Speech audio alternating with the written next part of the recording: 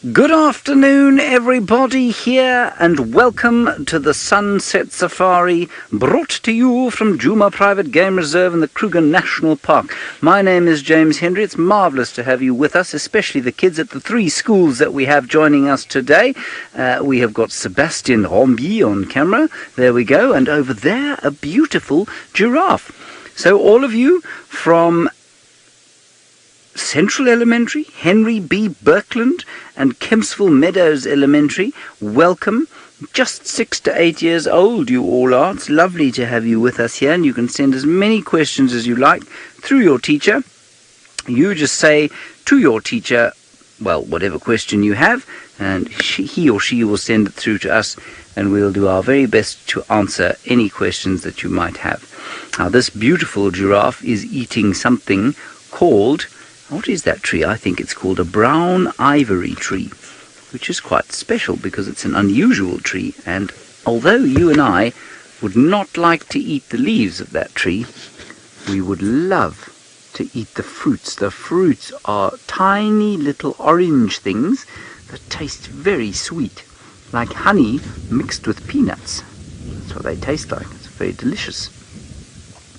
Now, if you look at the top of that giraffe's horn, can you see there's a small problem? Can you see that? He's got a bit of a scab there, and I think he's been fighting. And you know, like you get a scab when you fall, and the scab eventually peels off? I think that's what's happened there.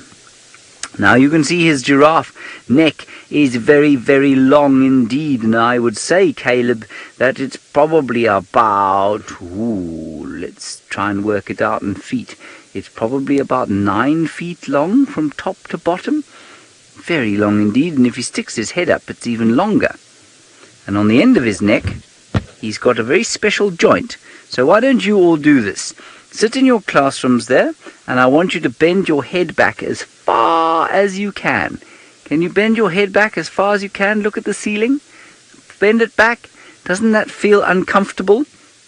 Can you feel how it starts to feel very sort of sore in the back of your neck? Well, a giraffe has a very special joint between his head and his neck that allows him to bend his head up like that, and it doesn't feel sore at all. And that's so that he can reach the very, very tops of the trees.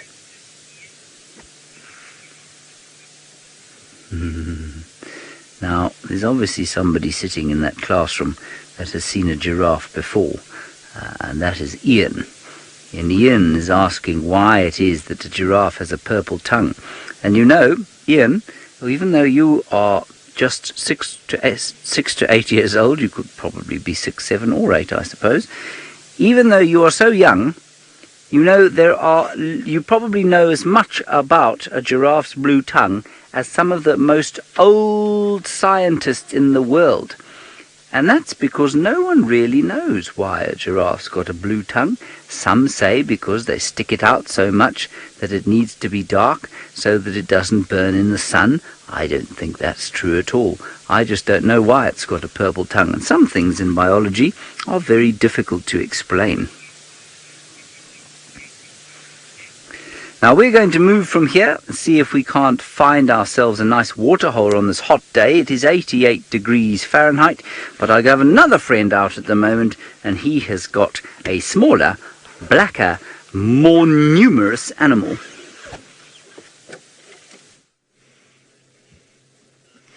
Well, hello. Aren't you guys excited to be on your very first school drive? You've already seen a giraffe.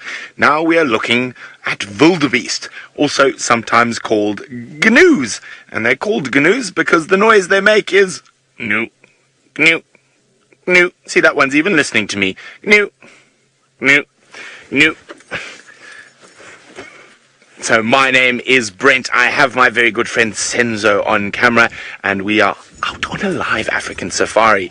Isn't this amazing? I can't wait to hear all your questions, and I want lots of questions, guys. If you don't send me questions, I'm going to start quizzing you, so I'll give you a pop quiz. You don't want a pop quiz. This is supposed to be fun, but don't worry, my pop quizzes are fun. Let's have a look. So we've got some wildebeest next to us here. The rest of the herd is moving off to the left there, and they are out grazing on the grass there. So wildebeest are grazers, which means they eat grass. Now, you saw a big tall giraffe with James. That is a browser. So grazers eat grass and browsers eat leaves.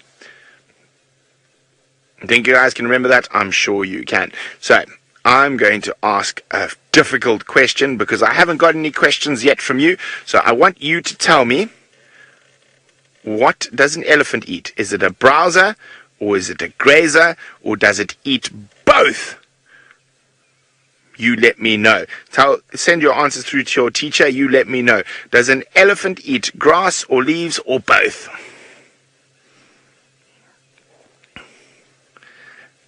Hello, Grace.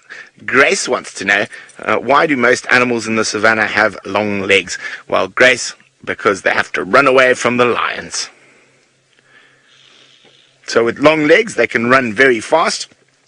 These wildebeest would make Usain Bolt, the fastest man alive, look very, very slow. If they had to have a running race, they would jet past him. Now, of course, they've got to keep away from lions and leopards and hyenas and cheetah. Now, I'm going to go see if I can find some elephants. I feel like seeing elephants today. But while I continue on and wander through the bush to find some elephants, you haven't met Steve yet. And Steve is not in a car. He's walking through the bush.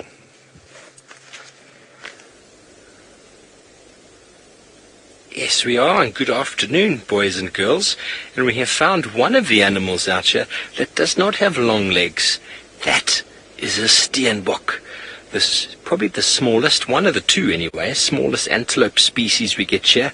That is a fully grown male, and he's moving through the long grass, very invisible.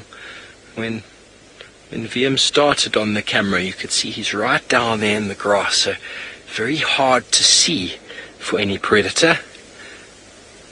You can see the horns on top of the head.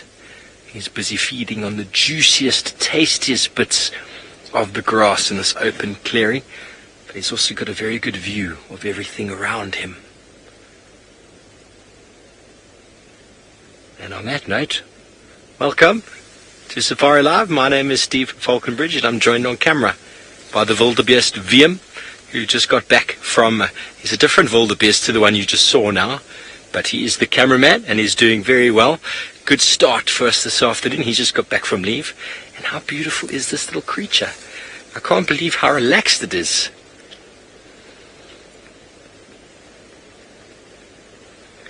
Amir, you want to know why animals camouflage, and the primary reason is to go undetected.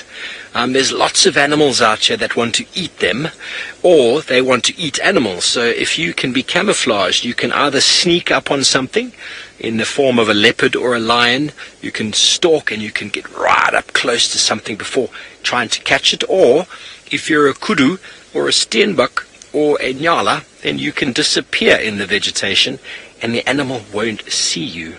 Just like people in the army, they like to hide, they wear camouflage so they're invisible to the enemy. It's pretty much the same story, just a different form of competition, really. It's the race for survival.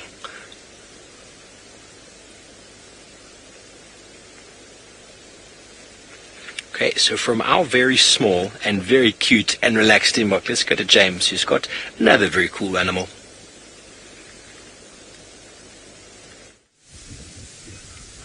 Well, some people might say that this animal's even cuter than the one you've been looking at. And this is a big warthog. And he's the one of two pigs that we get out here, but he's the only one we ever really see often. The other one's called a bush pig. And this is an old bull, and that means he's an old male warthog, a father warthog. And they like to live on their own. They're a bit grumpy, and so they like to live just where there's not too much noise from babies or from fighting, talking female warthogs. The females like to live in little groups, but this male likes to live on his own. Leah, ooh-wee. How many can you count to, Leah? What is the biggest number that you can think of, Leah? I want you to try and think about the biggest number you can think of. And then I'm going to tell you that there are many, many more animals in this reserve than even the biggest number you know of. And you know why? It's because when you ask how many animals there are, you're not just including the giraffe and the wildebeest and the zebra and the warthogs and the steenbok. You're also including all of the birds, all of the insects, all of the reptiles and the fish and the amphibians. And if we look at just the termites alone, you will find probably more than 1 billion termites in this area. And 1 billion for somebody who's 6 or 8 years old is quite a huge number. In fact, it's a number that is probably very difficult for you to even understand. I can't even understand it. It's so huge.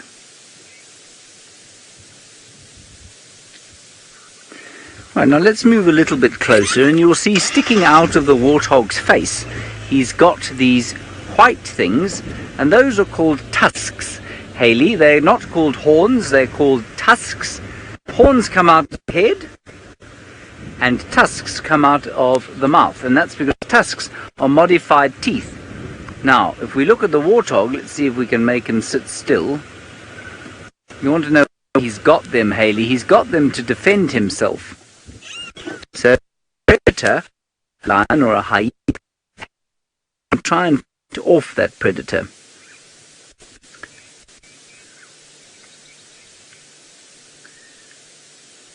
Now, I'm sorry if the screen picture's breaking up a little bit. I hope it's okay. But what's interesting, if you want to know which tooth has grown so big in a warthog, you can actually find the same tooth in your mouth. And so if you touch the 2 front teeth, right, and then you move one across, and then one more across, a sharp one. You see it? That's called a canine. There it is. And the canine is what the warthog has grown so big into a tusk. Alright, you can't see exactly what's going on over here right now, so let's get out of here. We'll move into a better area, and you can go to Brent.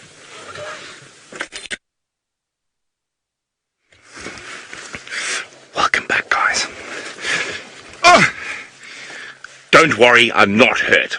I just need something from my first aid kit, and I'm going to show you why in a little second. So, of course, you never know what happens in the bush, so we keep our first aid kit ready at all times, but I have not hurt myself, and neither is Senzo, don't worry. I just need some oh dear. There we go. I need a glove. Now you're wondering, what do I need a glove for? Well, I'm about to play with some poo. Sass! Now, most animals, whoopsie, oh, that'll do. It's a bit small. I think it's a small size glove, and I've got a big hand. Now, most animals that eat grass and leaves, the poo is fine to touch. But if it's something like, let's put that over there for now. Oh. If it's something like a lion, leopard, or hyena, you don't want to touch it, because lots of bad parasites like tapeworms and liver flukes and all sorts of stuff live in there. There we go. I've got a little bag. No, that bag's too dirty. I'll use the big bag. Now, what we've got here is lion dung. Actually, maybe I should get a second glove. This one is going to break again. So what I've got here is lion dung. So this is from a big male lion. And big male lions can sometimes be very nasty. So when male lions come into a new area, they want to take all the girls. Mary K. Good Elementary say, ew! Yes, ew indeed. It's very smelly. So I'm going to be careful. That's why I'm putting my gloves on. So what happens when male lions come into an area, they want all the girls to be their girlfriends. And what happens is, if the girls have babies already, what they do is they will actually kill the other babies, which will make the lions leave their last boyfriends and join with the new males. And it's very sad, but sometimes male lions will eat the babies of another male lion. And now they want to do that because they want their genetics, their bloodline to be passed on. So I found this on Bushwalk the other day, and it was very, very interesting because inside, oh, Senzo is saying, wait, inside the lion poo, I saw that there were little claws. Now these little claws, I'll show you closely now, I just want to collect the ones I want, are from a baby lion that the male lion has killed. Okay, I'll show you this, then I'll finish collecting. So the reason I'm wearing gloves is because I don't want to get any of those bad things. So I can show you here now. Oh, now I've got a problem. I need to put my earpiece back in, but I don't want to get fluffy lion poo on my hands. Let me just do that. Then I'll take one off. Oh, okay. There we go. Now I can hear if you have any questions for me. And so what I'm going to do is just do this. So there you can see the actual claw. So that's the bone on the inside. And then what we have here, which has been broken down, is the sheath, the actual keratin sheath or the hair. So there you can see the bone. And then this goes inside like that. So that's what the claw would have looked like. Now I'm judging this as from a lion due to its size. So only this much will ever come out. So that much of the claw will come out. The rest will be inside. Now, Robbie, lions have to eat a lot. On average, they'll eat 15 to 20 pounds of meat per day. Now that's if you average everything they eat. They normally don't eat every day. Sometimes they can eat 100 pounds in one sitting, and then they're just very fat and they sleep. So they can eat up to 100 pounds in one sitting, but if you average out what they eat over a week, it's between 15 and 20 pounds a day that they eat. Okay, now I'm going to put this back, and so what I want to do with this is I want to collect this, and then I'm going to sterilize it when I get back to camp, and we can then have a look at it without having to wear gloves. Excellent question, Camden. Why, there's my bag, I want to collect all these little things. Why does the lion poo have hair in it? Now, well, that's because lions eat other animals, and almost all the other animals here have hair. So I think this lion, I think this lion, apart from eating another little lion, has been eating a zebra. So you can see black and white hair, so it's been eating a zebra. Okay, so hair is... The nails that we're looking at are made out of the same thing as hair. It's called keratin. It's the same thing as our fingernails and our hair is made out of, and it's one of the things that predators cannot digest. So that's why hair and nails... Oh, that's a pretty one. Look how beautiful that is, that little lion claw. Into my bag.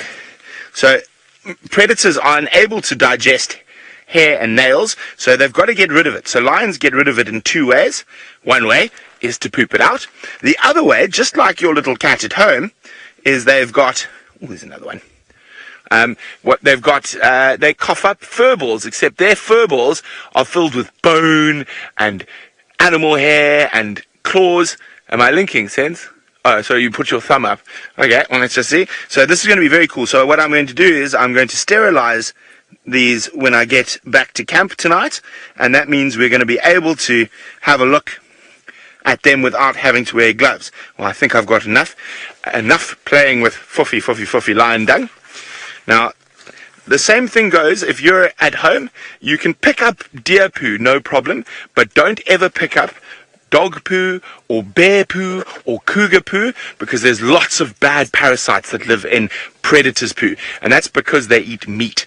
And they often eat rotting meat. Even your dog at home will happily eat rotting meat.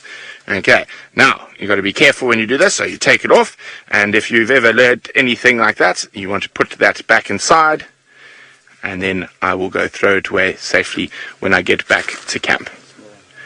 There we go. Put that in there.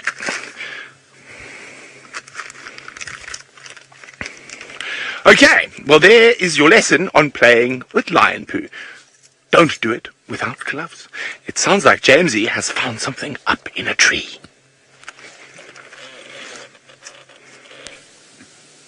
Well, certainly something up a tree and something less smelly than a lion poo. Yuck!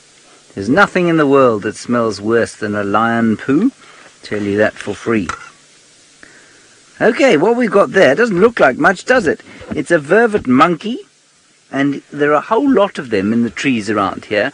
And what I think we should probably do is just see if we can't sneak a little bit forward and get a better view. There are a whole lot of them up here, and they're all looking for nice things to eat. Insects, seed pods, fruits, whatever they can find. This one is watching us. There's a better one. See him climbing there, Seb? There are a few of them up there. And you can't believe how clever they are, because they're climbing on trees that have got such nasty thorns. That's not a tree that you would like to climb. I know many of you would like to climb trees. I still like to climb trees, despite the fact that to you I'm very old. These monkeys like to climb trees that have thorns on them.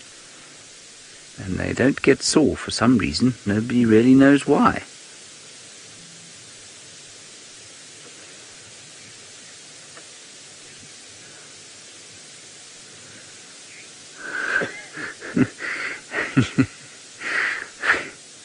Let's just sneak forward and see if I can't answer this next query a little bit more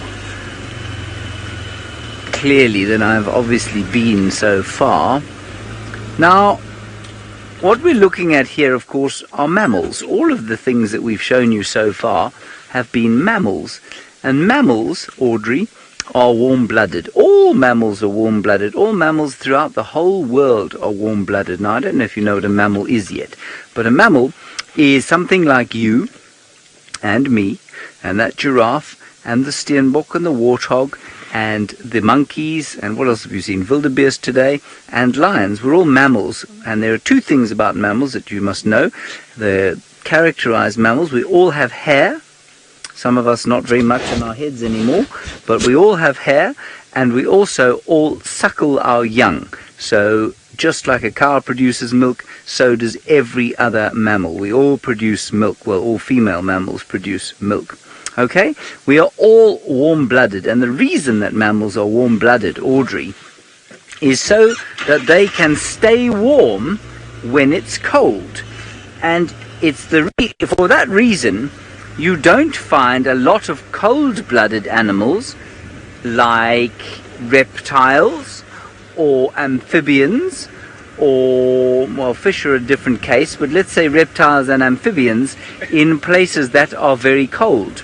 So there are a lot more reptiles and amphibians close to the equator where it never gets cold, compared with places like, well, like the United States or Canada or Russia or those sorts of places. But in those very cold places, you will find mammals, because they can stay warm because they have warm blood.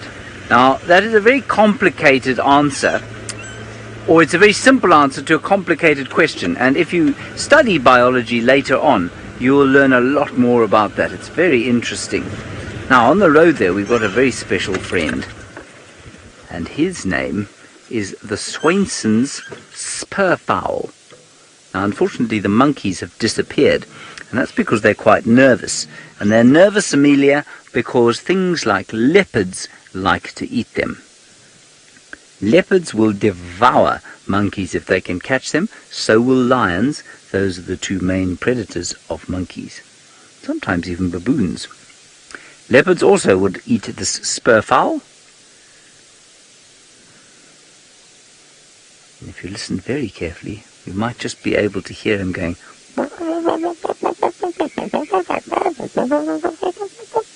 Right, we've been talking about cold blood and warm blood. How about no blood?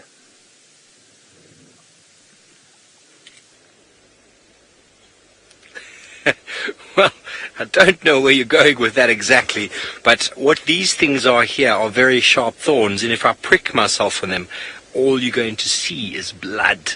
And now these trees are called an acacia. This is the family of trees. We also get acacias in Australia, but the acacias in Australia do not have thorns.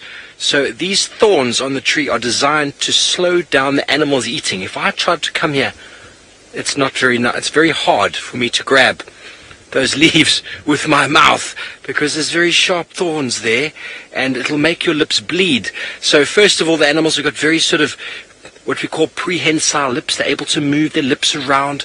They don't have fingers like we do, you see. So even me, it took me a moment or two to grab that branch off there, that leaf. It's very good.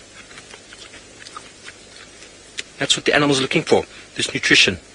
And the trees are protecting themselves with thorns. So if you took the animals out of the system, the tree would stop producing thorns. But because the animals here, impala, kudu, steenbok, giraffe, they're all constantly feeding on these trees. Even here you can see it's broken.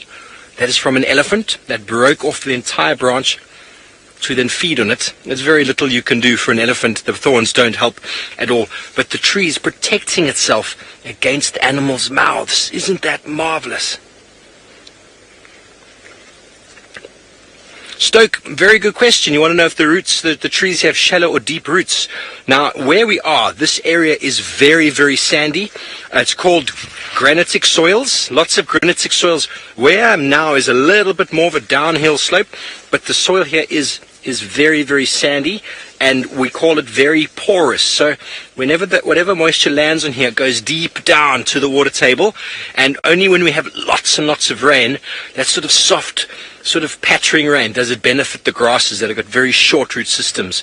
But most of the trees have got very good root systems, take them all the way down to the water table, and that's to be able to pull themselves up. When you find a tree like this one with the sort of the shallow leaves, they're generally found low down on the slope, and they do have a very good root system, but the fact for the shallow leaves enables them to pump water, but then they can also close their leaves up like that when there's not as much water around. Whereas other trees further up on the slope, if we go that side exactly, the trees have got much larger leaves, and in the winter time these trees like this one will drop their leaves off altogether because they can't pump any more water. They don't have access to the water anymore. And our dry season is when the rain stops and the water table goes down and down and down. And so trees like this will lose the leaves because if they keep them, the pump is still pumping. And if you ever run a pump without fuel, it's going to burn out, or there's no water, it's going to burn out. So they drop the leaves and then those plants go dormant. So as you go up the slope, you can see all those trees there, lots and lots of large leaves, and then down the slope, all the trees have got small leaves, and that's all got to do with their root system. So, talking about the sand, it seems as if Brent is driving in the very soft sand.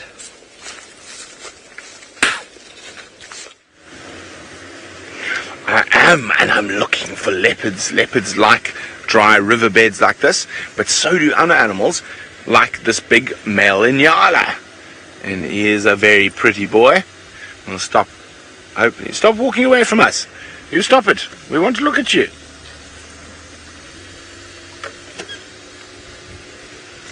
There he is. So this is a big male inyala. It is an antelope, not a deer. We don't have any deers here. We only have antelope. Now, one of the main difference between an antelope and a deer is that a deer has antlers and an antelope has horns. So what happens, a deer's antlers will fall off, whereas an antelope's horns are with it for life. So if it breaks his horns, they won't grow back. What have you seen? Have you seen other inyala, or have you seen a bird? Now, it pays to be very observant if you're an antelope out here, because you might get eaten by lion or leopard. So they're always very cautious, looking around. He's seen another inyala. And that's what he's looking at. It's another male inyala.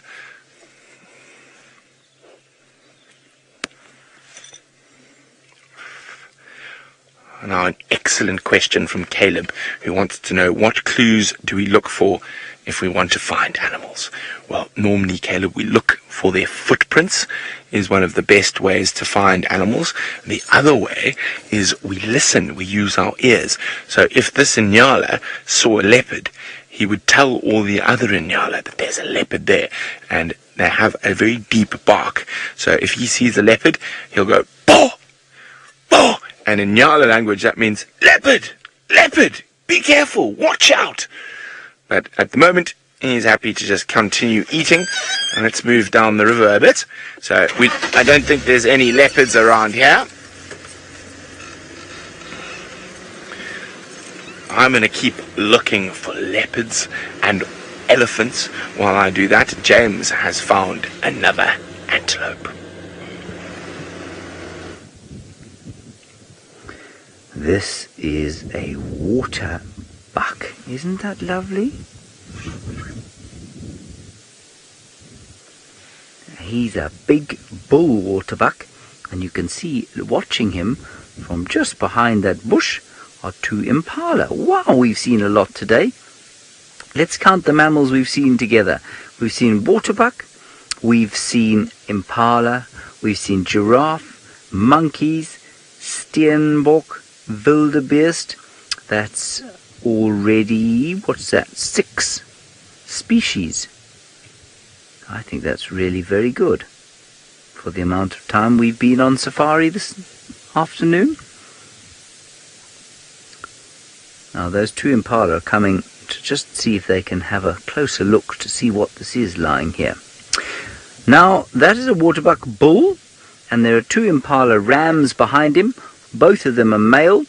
So Vinny, it would seem that there are no females around, and so it's difficult to show you whether or not females have horns, but mostly they don't. But in some cases they do. So you saw those wildebeest earlier. The females have got horns there. They have got horns in some of the gazelle species, like the Thompson's gazelle and the Grant's gazelle. But most of the antelope that we get here, the 9 species or so, have not got horns. So we've got waterbuck and impala.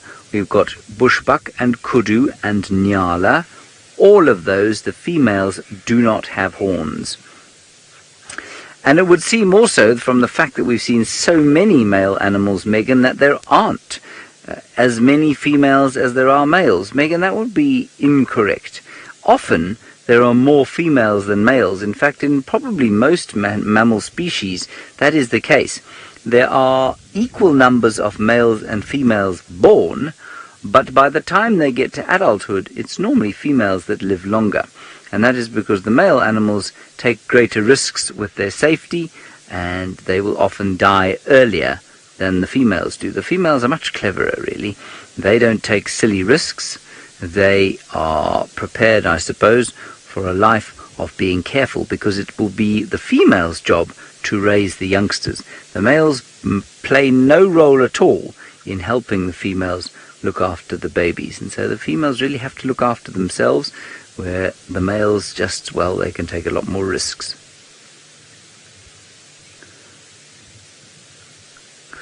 Well, if we look at these strangely different coloured antelope living in exactly the same place, Joel's question is an excellent one about why on earth they should have these markings. How do they help the animals? Well, in the case of that waterbuck, that grey colour is brilliant. It really is very difficult to see when he moves into the thickets.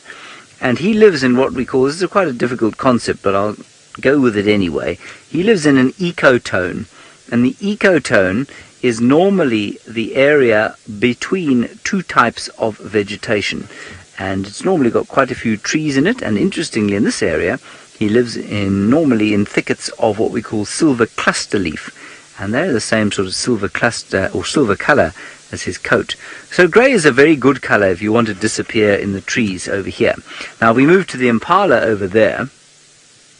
We can just see them disappearing behind that green bush. Shall I go back a bit, Seb? Let me just go a little bit back. And you might say to yourself, that's a silly colour for an animal to be. Because really, for us, it's really quite easy to see, isn't it? That reddish chestnut color. But remember, the predators here don't see color the same as us. In fact, they see in blues and greens, and they cannot see red. Now that impala is a reddish color. All right, and because he's a reddish color, he's actually quite difficult for the predators to see. So there are all sorts of reasons why the animals out here are different colors. Right, I'm going to go down towards the waterhole here, where lots of thirsty animals are going to be drinking on this hot day. I'm sure Steve's quite thirsty as well.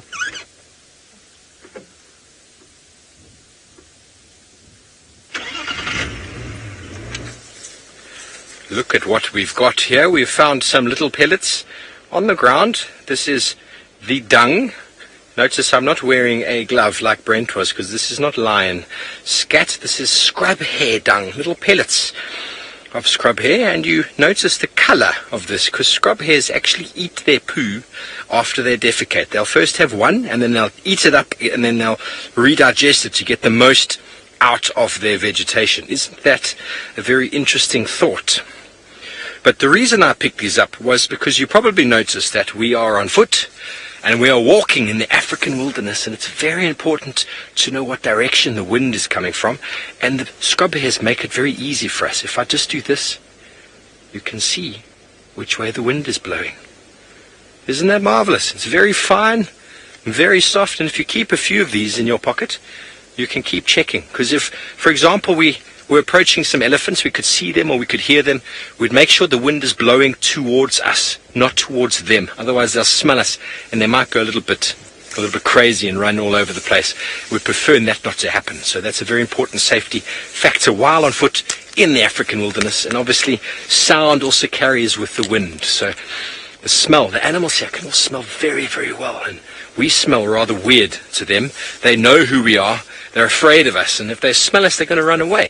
And obviously, if you're out on foot in the African wilderness, you'd rather try and see animals than chase them all. So we walk quietly, we walk very softly, and we walk with the wind in our face. That way you're going to be very safe. Even through the long grass. Obviously, always looking and watching. Anything could be here. Remember that this is absolutely live. I mean, look at this, what I've just found. This is from an elephant that has munched off the grass. So it's gone and taken a whole lot of these grass stalks over here. And then it's gone and bitten off the seeds. And eaten them, and then just dropped that fibrous organic material back onto the ground. Because it's not looking for that, it's looking for the seeds. And even myself, I like to feed on the seeds. I'll always grab these seeds just like this. And oops, that one has got nothing on it. Baldy, what's happening? There we go. See all those seeds there? Very nice. So April, you want to know, or Avril, you want to know what fruits grow out here? Well, we're underneath a couple really big trees over here called marula. They make a very nice liqueur that probably only your mummy and daddy are drinking. You're not allowed to drink it at the moment. Amarula, it's a beautiful big fruit, probably about that big. Very, very juicy, very tasty. The elephants go absolutely crazy for it. So do we. We also got a little bit mad. The squirrels like the nuts. Everything eats the marulas, and that is the first one I can see nearby. But we might find one or two other fruit trees. But make sure we don't eat these, because that's scrub hare poo. But we're going to carry on, and it seems like James has managed to find his way to a dam. So let's quickly go there.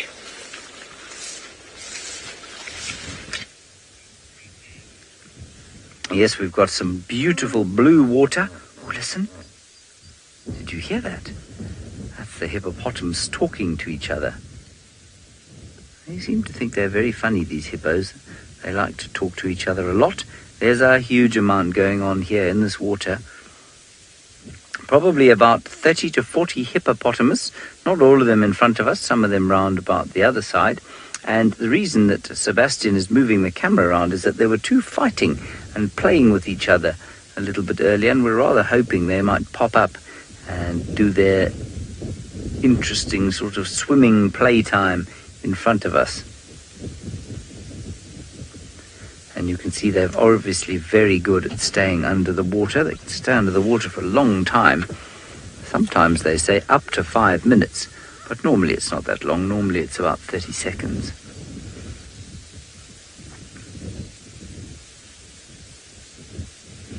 There's the little one just sticking his nose out the water before he goes straight underneath. Now, what's really interesting about these hippo, I think, is that they cannot swim. So despite the fact that they live in the water, they're having a bit more, that just came out fighting there. Despite the fact that they live in the water, they're actually unable to swim. Isn't that interesting? And that's because they're too heavy, too dense. So they sink to the bottom, and those ones that you can see sticking their heads out are actually standing on the bottom of the water. On the bottom of the water hole. That's what I mean.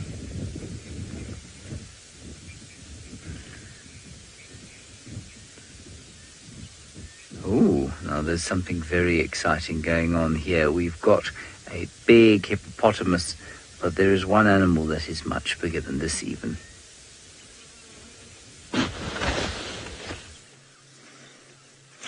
And we've got a truly massive elephant bull. Can you believe he weighs over 10,000 pounds? Nice big male. Now, the males don't always live with the families. They spend a lot of time by themselves, and they'll move between different groups of females. Okay, let's try and get a bit closer to him. Isn't this exciting? I'm so happy I got to find you an elephant before the end of your drive. I couldn't find you a leopard, but we found you the biggest animal in Africa. Actually, the biggest animal in the world.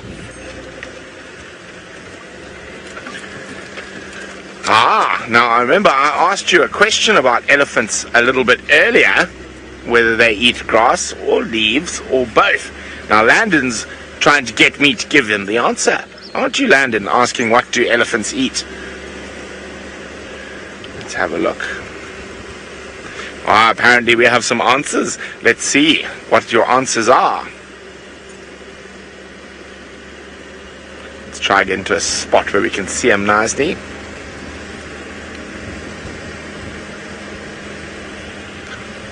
Mary, you are so clever. You are right. They eat both grass and leaves. Well done, Mary. Hello, big boy. There he is. Now, he's on top of the riverbank looking down at us at the moment. Look how strong he is. He might get a bit cheeky when he comes down. I might have to have a word. No, he's being well behaved. Good boy. Good big boy. You can see how he's sniffing the ground.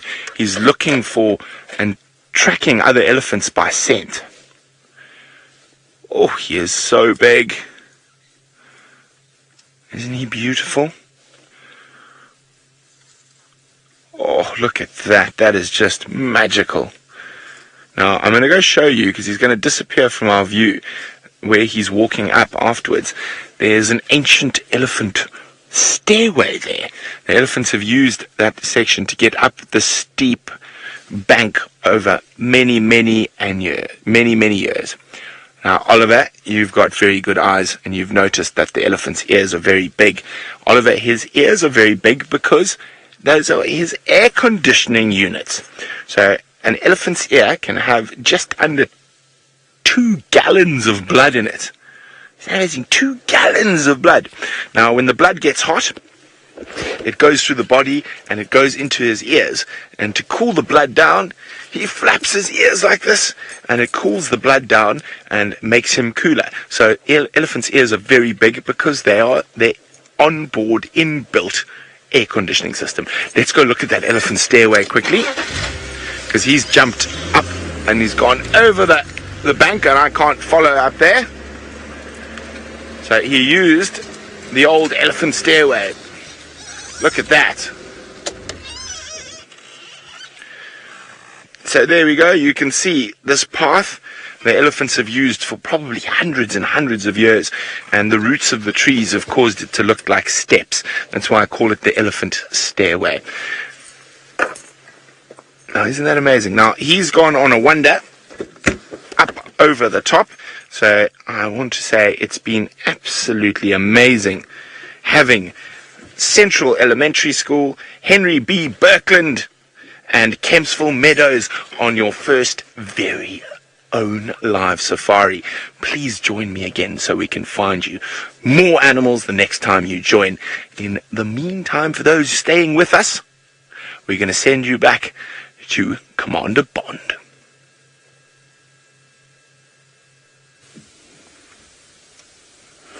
Righty, for the rest of you, welcome again to the Sunset Safari. I'm now getting my big boy voice on. Can you hear? Wonderful. Please send us your questions using the hashtag Safari Live and, of course, the chat stream on YouTube. As I said, I have got Sebastien on camera with me today, and that means, of course, that we will have the eye in the sky with any luck not too long from now.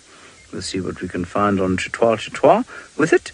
Hopefully Tingana, maybe, behind the dam wall. Otherwise, whatever other magnificence this wilderness chooses to throw at us. First, let us go across to the sadly billed stork, which is sitting over the top of my head there. And there it is, standing, looking slightly bemused with life. I'm not sure why he is not looking for fish. Perhaps he had a good fishing time earlier today. But there he is.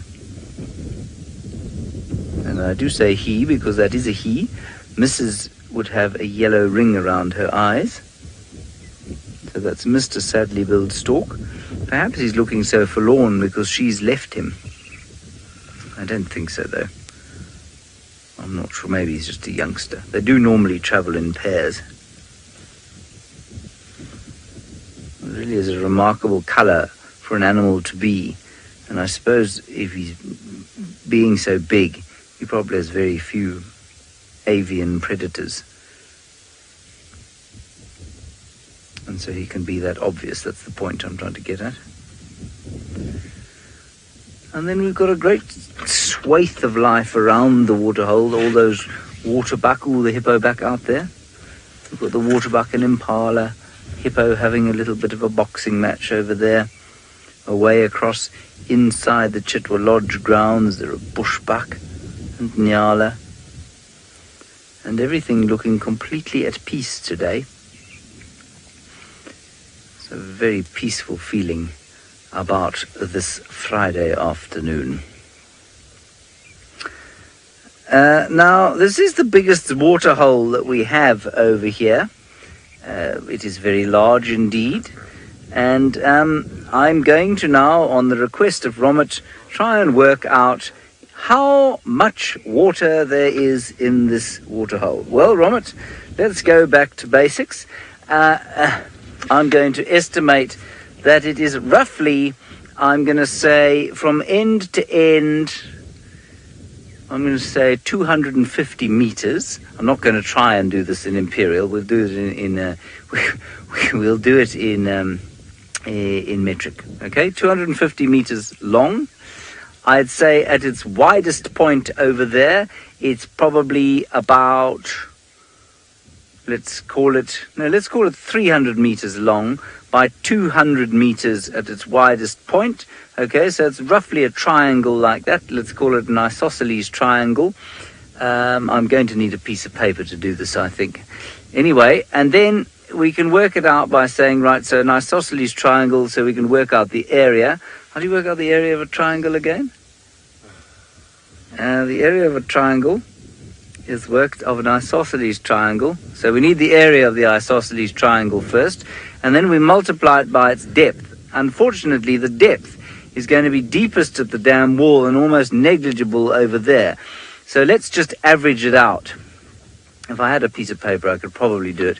Let's average it out. I'm going to say at its deepest point, it's probably about 10 meters deep, and at its shallowest, it's 0 meters deep. And so let's say, on average, I'm going to say 4 meters, because it's still quite deep over there. So I'm going to say you've got about 4 meters of water on average. So it's 4 meters deep by 250 meters the longest side, So we need the area. Has anybody worked out, or can anybody tell me how to work out the area of an isosceles triangle? I've forgotten that completely. No. No, that would be of a cube. Thank you very much for that, Luke. A cube would be length times breadth times width. Cool is very far away. Nobody. Cool days. All right. Well, okay, here we go. An isosceles triangle is half a rectangle, right? So I'll just work it out that way. So we've got an isosceles triangle. If it was double, it would be 200. We just half it. So 200 by 300 times, multiply those two together, you get 6,000, right? 6,000 square meters. No, we get 60,000 square meters. 60,000 square meters. Yes, I know I have a calculator on my phone. I'm trying to do it in my head. So 60,000 square meters in half, 30,000 square meters, multiplied by 4, gives us 120,000 cubic meters of water. There you are, right? There are 120,000 cubic meters of water in this dam. No? Why did you have it? Because it's an isosceles triangle, not a rectangle. But it's 200 by 300. Yes. You have that. No, I do. Yeah? Yes. I'll stay out of Okay, it, we'll say I'm going to go with 120,000 cubic meters of water. Thank you very much, Romit. Thank you, Final Control, for absolutely no help whatsoever. Let's move on. You should have a calculator on your phone, I get. Can you believe it? And as we turn round here, we have obviously got a dam wall over there. So Siddhar, absolutely, this is man-made. It's a little river that's been dammed, and so it is man-made. 120,000 cubic meters. That sounds a bit small to me. It sounds like there should be more than that. Anyway, that's going to be my guess. 120,000 cubic meters. That in liters. No, it's more than it's millions of liters.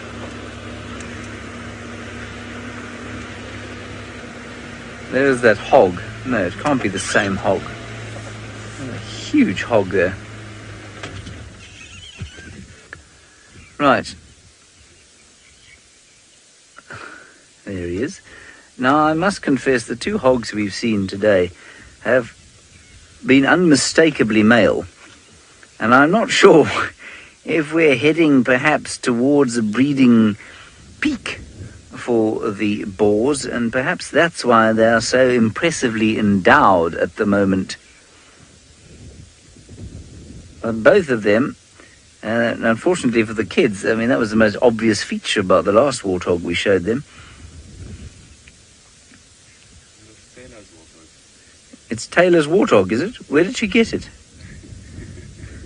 The one, check his tail. Yeah. Oh, I see. A tailless warthog. I got it. Okay. Alrighty. Let's go back across to Steve Vovo and see if his mathematics is any better than mine.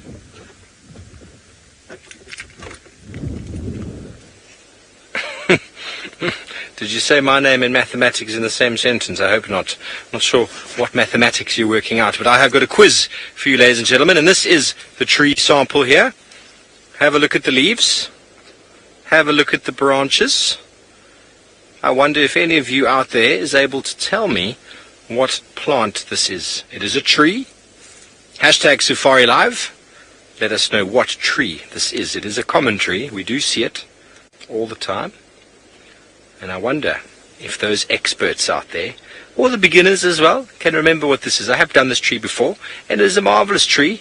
And I'll give you a clue in that it has got very straight opposite branches. You see that there. And they are 90 degrees, and then 90 degrees, and then 90 degrees again. A term called decussate. Give them a zoom right up on the back of one of these leaves, Vildy, right up in there if you can. A very good way to remember this beautiful tree is by looking at the back of the leaf.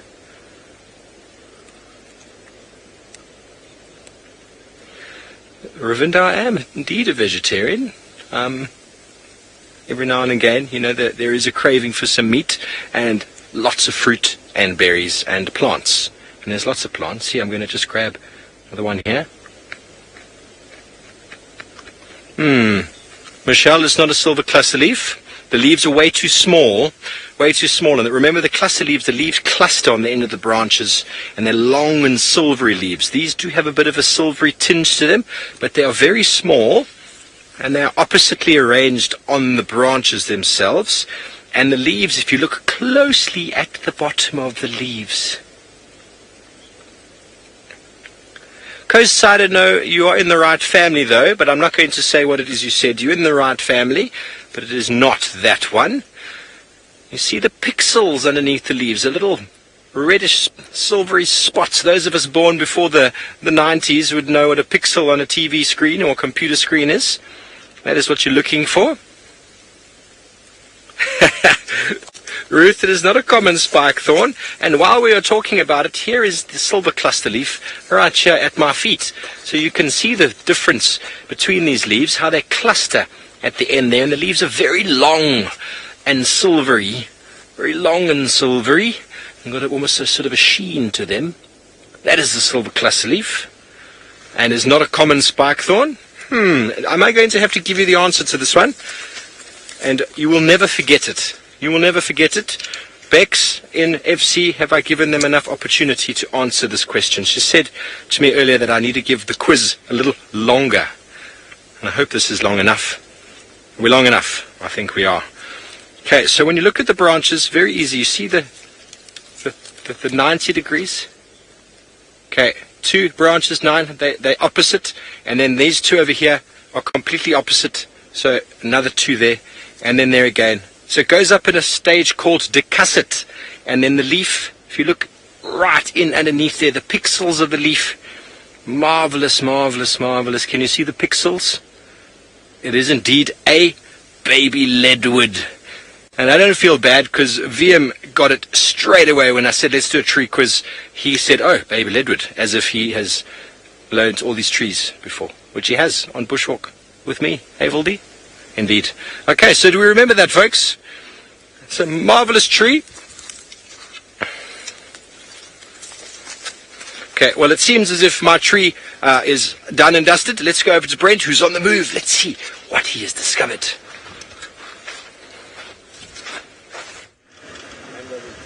We are now still keeping up with this Ellie bull. We managed to catch up with him. He's slowed down his patrol, and he stopped for a little Terminalia snack. Hey, big boy. Where are you off to?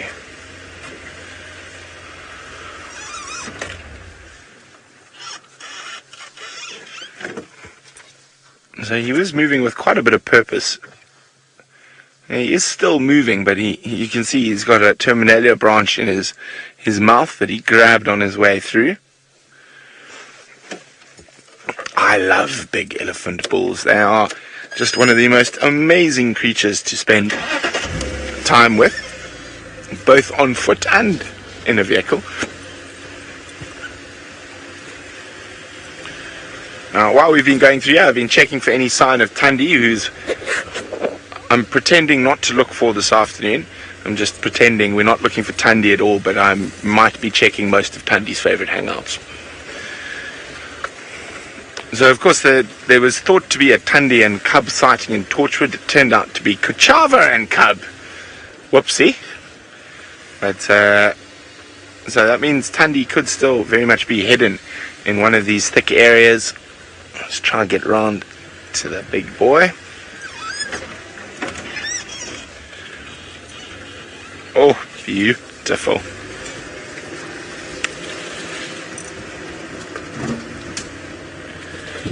Let's get you in a good spot there, Sens. How's that, Sense? Oh, magic. Hello, big boy. Francis, this is not the killer bull who killed the other elephant a couple of weeks ago. His tusks ain't big enough. So it's not the killer bull, and it's not Daryl either. We can call him George if you want, Francis. Hello, George.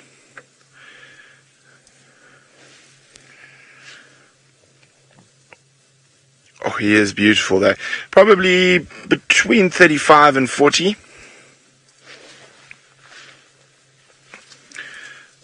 And he's found himself a lovely buffalo thorn to munch upon. Ziziphus. Isn't it fun to say? Everyone at home, get ready. Say Ziziphus, which is the beginning of the scientific name of that tree that he's eating. Ziziphus macronatum. Ziziphus. It's just a fun word to say. Ziziphus and crepuscular, I think, are two of my favorite words to roll out.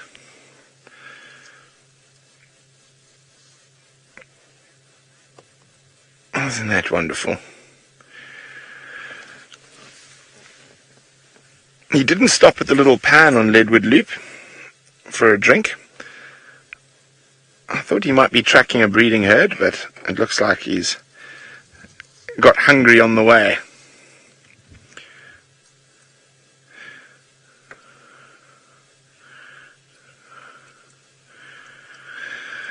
Now, when it comes to following elephants and spending time with elephants, Arbeid, it's all about reading their behavior. And so Arbeid's wondering if they become annoyed if we follow them. The moment if he had shown any sign of being upset or displeased with our presence or us following him, I would have let him move on. But as I say, he was on a mission, but it had nothing to do with trying to get away from us. As you can see now, we've caught up with him while he's snacking, and he is very relaxed, munching away. So elephants can get annoyed, yes, definitely, but you need to be able to read the individual situations and to tell whether they are annoyed with you, or they could possibly be annoyed with other elephants, or annoyed at the scent of a predator close by. So it all just depends on reading each individual situation as its own. But as you can see, the reason I followed him, I did not think he was upset with us at all following him. He was just on a mission, and we've caught up with him, and he's now very relaxed, munching on some panicum. So he's decided he's over Ziziphus, and he's going to eat some panicum. Now, panicum is, of course, the grass. Now, this is a big bull. Elizabeth, it's quite easy to tell the difference between a male and a female. Firstly, a big male, an adult male, is much, much bigger. A big female weighs about 3.5 tons. A big male can weigh up to 6 tons. I'd say he's probably about 5 tons. So generally a lot bigger. Their head shape is different. The big bulls have a much more rounded head, whereas the females have a more angular head. And but mostly the size. It's easy to pick an adult elephant bull from any other. Hey, big boy. Now, speaking of fun words to say, if we have a look here quickly, sends this bush here. Another fun word to say if we zoom in on this little bush. And it's a round-leaf teak, and the second part of its scientific name is rotundifolia. Let's go see what Steve is up to and whether he can roll his R's while saying rotundifolia.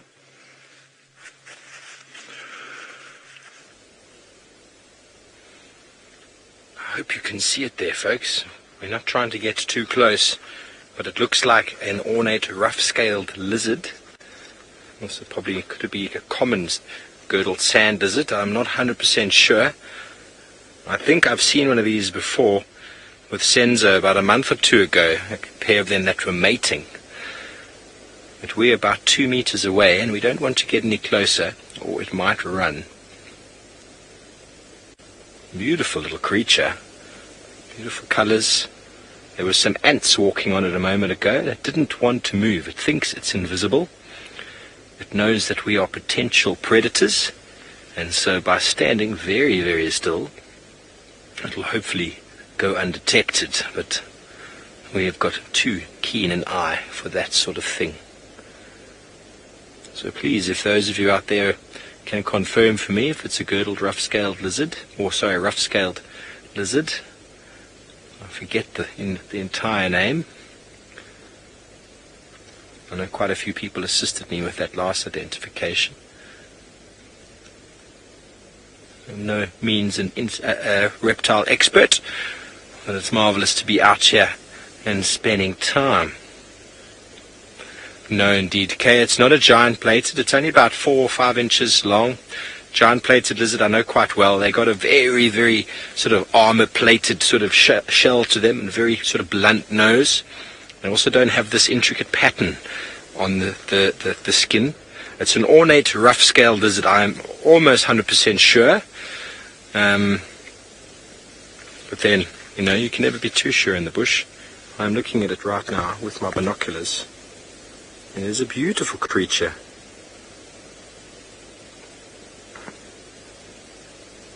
See how the back of the legs actually melt in there with the granitic soils underneath it. Beautiful colors, beautiful camouflage. This is ideally, you can tell these animals have evolved in this landscape. You find many, many different lizards across the savanna, across the country. And habitat, soil type, vegetation and food would be huge factors in what they look like and how they move about.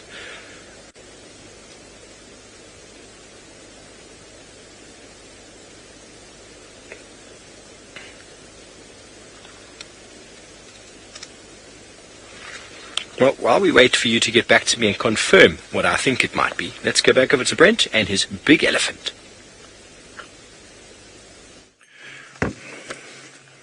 Well, he's coming closer to us at the moment. He's now hiding behind a pelter for him. He's going to pop out. Jimmy, just... Oh, he's stopping to feed. Let's move around. I was hoping he was going to walk out.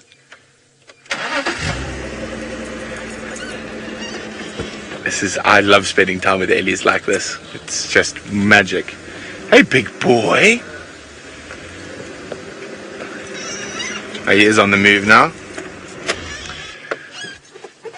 Hey, mister. Isn't that wonderful? He is so massive.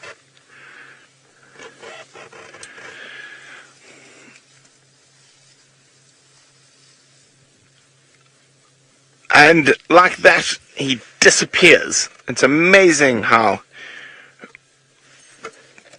quickly an animal of that size can disappear.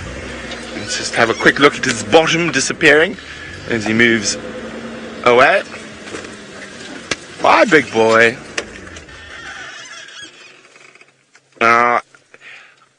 Ellen, it is difficult to be precise with aging elephants just by looking at him, his size, the size of his tusks. You can tell he's over 30, but he's not old. So when elephants start getting much older, sort of into their into their 50s, what happens is that the skin starts sinking on their skull. What have you seen, Sense? Nothing. So the skin starts sinking, and they around the skull where they've got hollows and that. So they start looking a little bit raggedy as they get into their 50s. So he's in his prime. He's somewhere between, I would guess, 35 and about 45 would be my guess.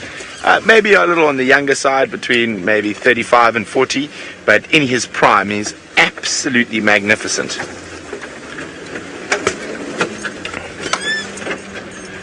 He might pop her out on the road round this corner.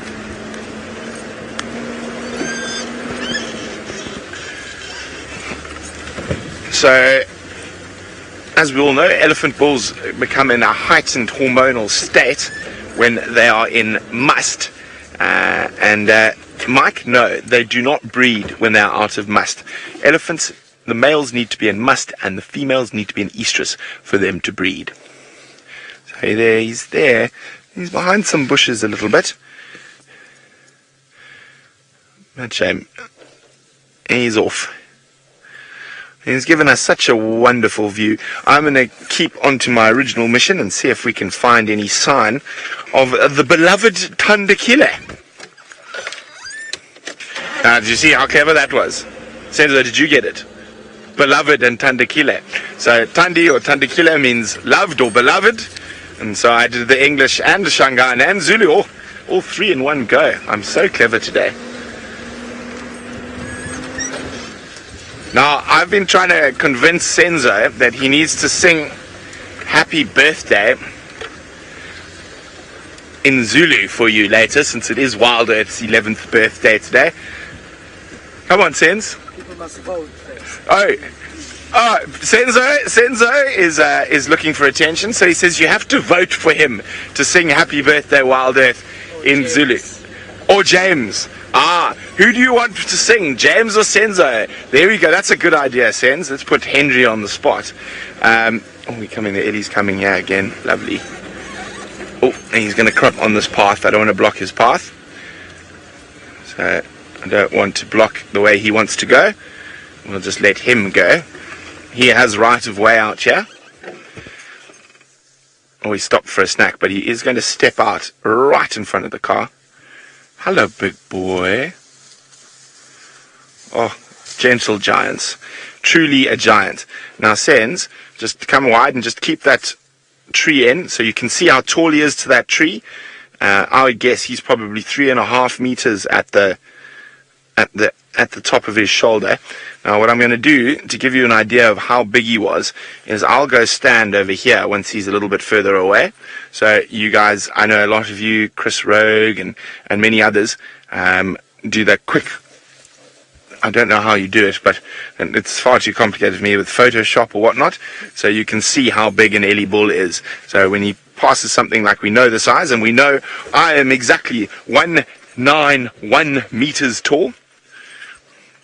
So if I go stand right where he was, and he stepped right through here, so I'll stand quickly so you guys can do it.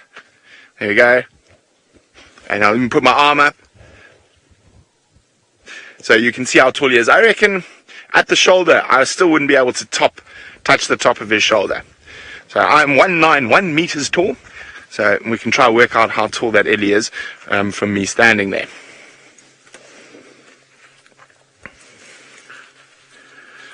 Okay, let's go. Now, I think he's going to walk down the road in front.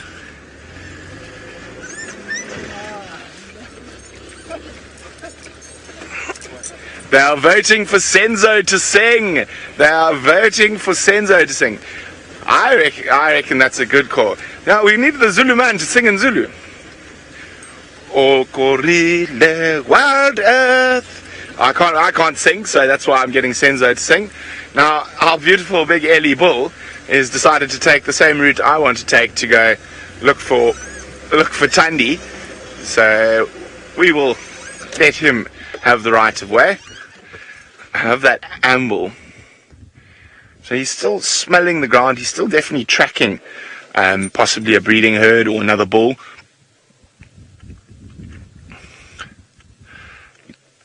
The lovely slow gait. Now, it looks like a slow gait, but these big bulls can cover massive distance in a day. They can easily do 40 to 50 kilometers in a day.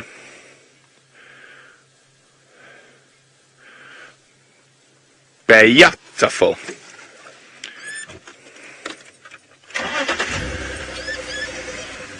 Okay, let's bumble on. Just, I love it when the Ellie bulls go down a hill, because their sheer weight makes them go faster than they want to, and then their heads start shaking as they go down.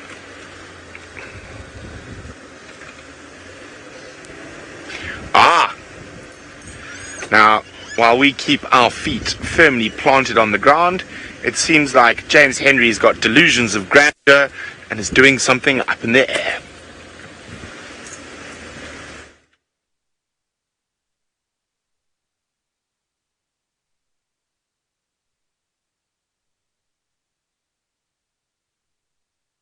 Chitwa Dam with the great Gabonese French Air Force pilot Sébastien Rombi.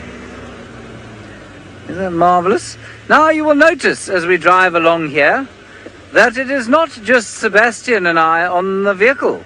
You will notice that behind me there is another individual. And he will give you a wave now. Give us a wave, David. Right, there we go. And now you can see him waving. This is David, everybody, from Kenya. David Gitu, who you will meet as a presenter fairly soon. He's just going to get his bearings here at Djuma so that he doesn't drive off to Londolozi and decide to stay there or end up arrested on Mala Mala or something like that. We'll get him orientated first, and then he will take you on game drives from here and explore Djuma and Chitwa with new eyes, because of course he's never seen any of this before. And so you and he are going to go on a fresh exploration of these areas. Not so, David?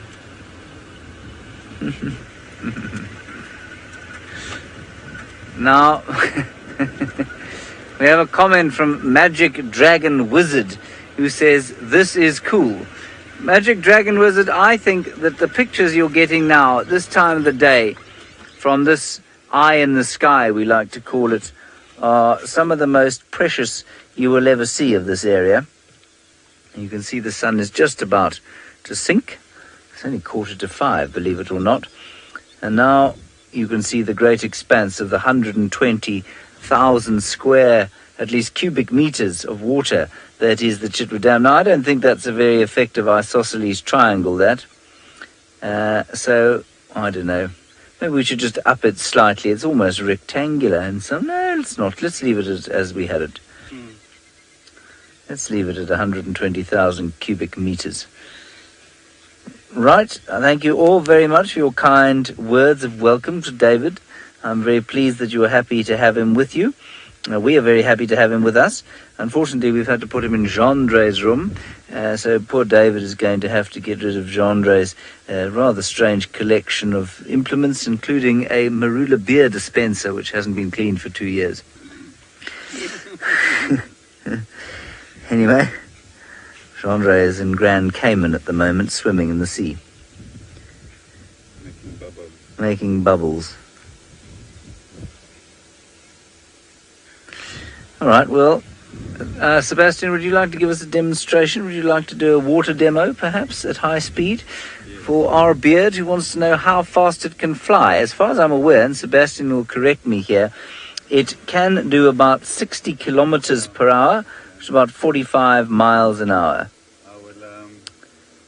Right, so we're going to go over the water at high speed. Hopefully we won't bash into it. Now, it is an isosceles triangle. I'm going to stick with my guns there. And we're just going to lose some height, otherwise you won't get an impression of the speed. All right. Are you ready, Sebastian? You tell me when and I will say go. Oh, here we go. Much excitement. I can see the ripples in the water. And go. 1, 2, 3. Here we go.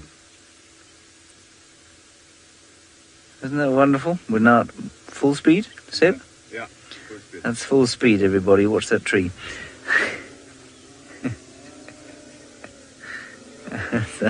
Such fun. And that is 56 kilometers per hour. That was 56 kilometers per hour, everybody. So, I mean, that's quite a lick for a small... oh, there's the moon behind it. For a small 6-bladed implement like this. Good. So that's the drone. We'll probably have to land it relatively soon. Here he comes. Are you going to bring him down? I was going to film us from the front. Okay, you can film us from the front. That's absolutely fine. And we have 2 angles. And we'll see David again. And then we'll see David again. This time the front view.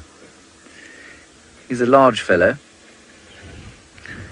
Chat Noir, the black cat. Eh? Yeah.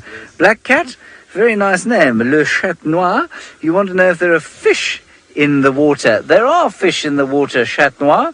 There are tilapia and there are catfish. Probably a few different species of both, but those are the two main members, I guess, of the piscine class that live here in the water, Chat Noir.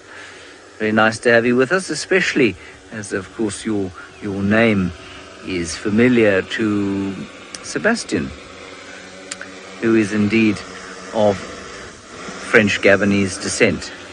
There we are. David, give us a wave now. There we are.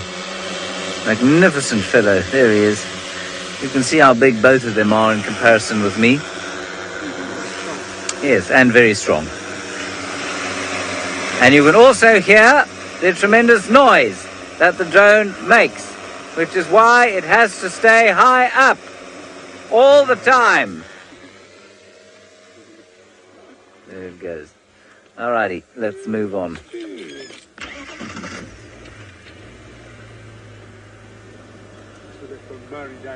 Yes. Luke, you still with me? You are. Okay, good. Alright, let's go high in the sky down to as close to the wilderness as you can possibly be.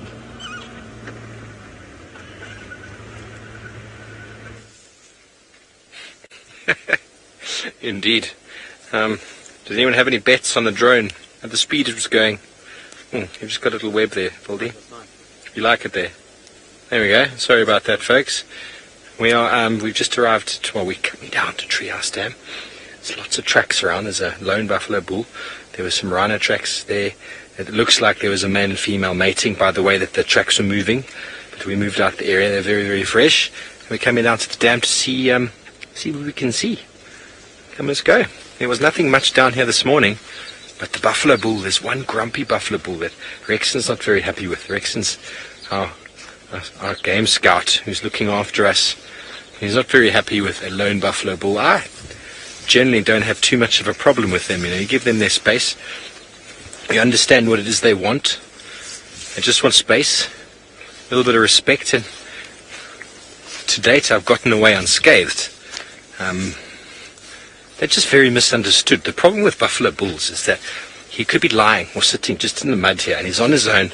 He's not paying a hell of a lot of attention. He's almost fast asleep, and we come walking down quietly, because you don't want anyone to hear you. Come walking down, and suddenly, 5-10 meters away, there's a buffalo that stands up. He's like, whoa! There was no alarm call.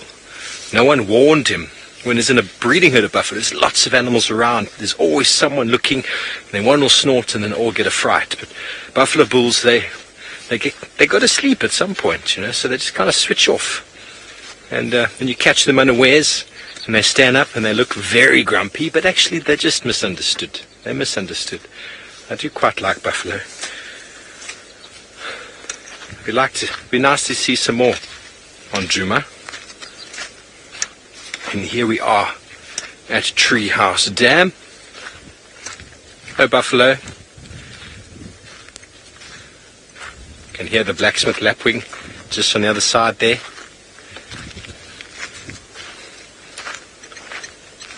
Some elephants have been down here. You can just see their tracks. Those of you who were on walk with me last night remember talking about the shiny part of the track. There is the back of the elephant's foot there. And here again is the back. Very easy to see, the shiny part, and if I demonstrate with my shoe,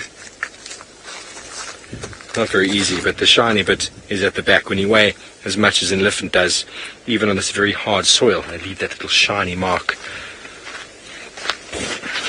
Wonder if that buff came down and had a little drink. It would be quite easy to see. I mean, you've got hooves the size of my hand. And Duggar boys, as the name is called for buffalo bulls, because they like to cover themselves in mud. I'm sure some of you have seen that before. They like to sort of just really roll in it and cover themselves, and protects them from the flies and the ticks.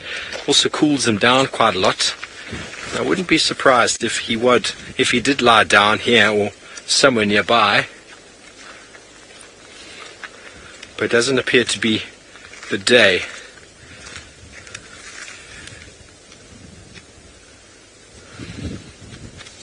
Oh, Alicia, what do I bring on bushwalk? Well, I've got a few knives. I've got this knife, and I've got another 2 knives in my back. I've got a couple torches. Here's at least one of the torches. Another head torch. I've got batteries. I've got something that, if all else fails, will hopefully save us from elephants. It's pepper spray.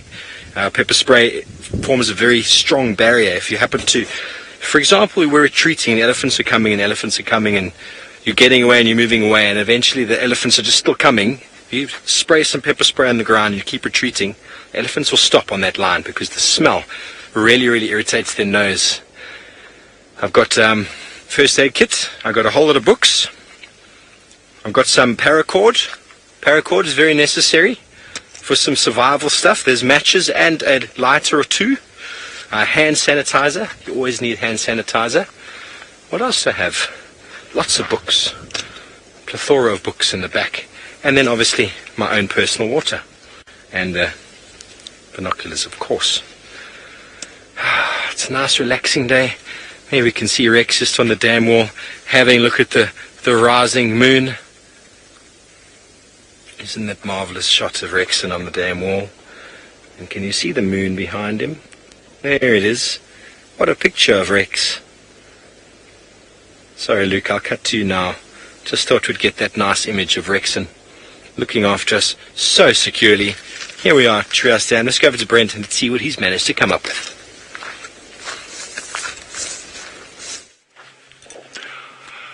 I have had a success with a track. And it's fresh. It is our dear, dear Tandakile, the beloved one. This is from not too long ago, by the looks of this track.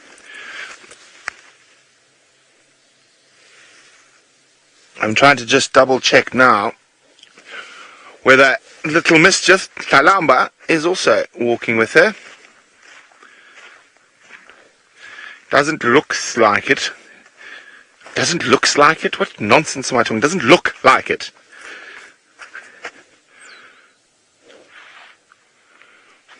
Interesting. Very interesting. We are quite close to Cheetah Cutline. And I'm going to go check Cheetah Cutline now to see if she has crossed. Where's Moma? There is Moma. So I'll show you where we are now. We are there at Warthog, and the tracks go off into this block here. No sign of little Kalamba. So let's go have a look on Cheetah Cutline. Maybe she pops out. If she doesn't pop out, better, because we don't want her to go to the east. We want her to stay on Djuma. I'm pretty sure she's been hiding in this horrible network of rivers, river systems here. Okay. I'm feeling lucky. I reckon Senzo and Tandy might come out just to hear Senzo sing.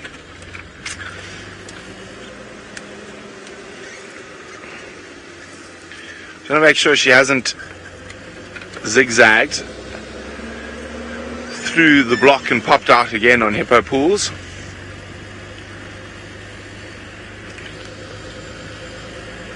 Senzo, I might let you off singing if you spot Tandy. Okay. I'm lying, of course.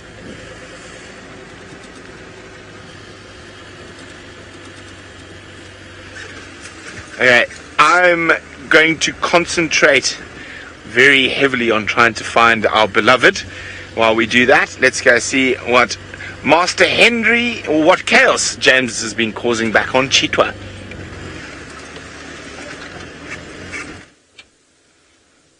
Concentrating very heavily, is he? Well, that should hopefully bring us some rewards. There we have a lilac-breasted roller. Is he not a magnificent fellow? Now watch how his head stays almost dead still. You see that? As the tree moves around him, his neck kind of doesn't move at all.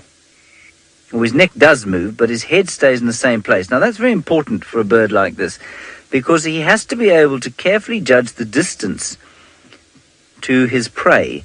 So if there's a grasshopper on the floor below him, or some kind of, I don't know, centipede perhaps, he needs to be able to judge its distance carefully. And the only way he can do that is by keeping his head still. And you'll see the great cricketers or the great baseball batsmen, all of them, will have an ability to keep their heads still like this so that their eyes are able to judge the speed and distance of the ball travelling towards them at great speed. See that? His head stays dead still.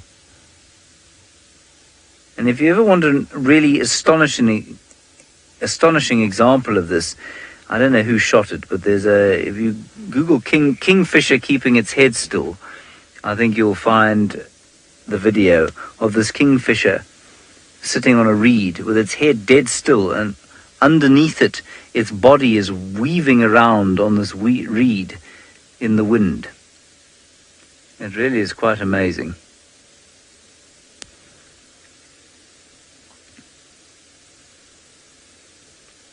See, head is not moving at all. Now, there were two of them here. I'm not sure where the other one's gone. And certainly they form long-term pair bonds, Paula. I don't know if they are paired for life. Let me look on my field guide app. Rolla. Can still spell that. Lilac-breasted. Let us go to breeding. General habits, foraging and food, monogamous, solitary nester, fiercely territorial. So they are monogamous, but that doesn't necessarily mean that they are going to mate for life. It's quite possible that although they're monogamous, they may move on from time to time. Perhaps after 4 or 5 years together they think, well, we've learnt all we can about each other and maybe we should press on. I think it's possible. Let's move on.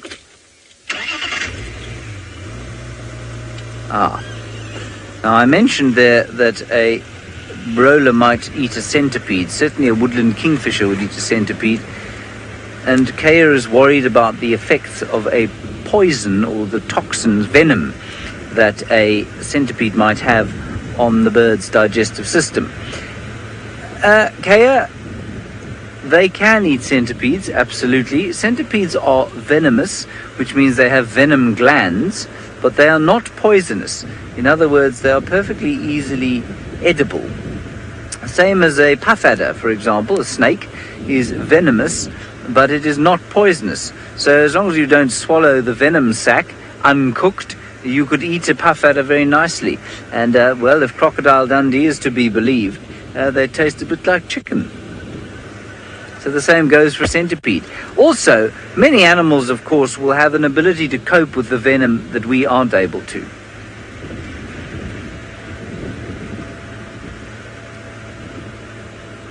All right, I believe that Steve, I think it's Steve, we're going to has got something that that bird would also like to eat.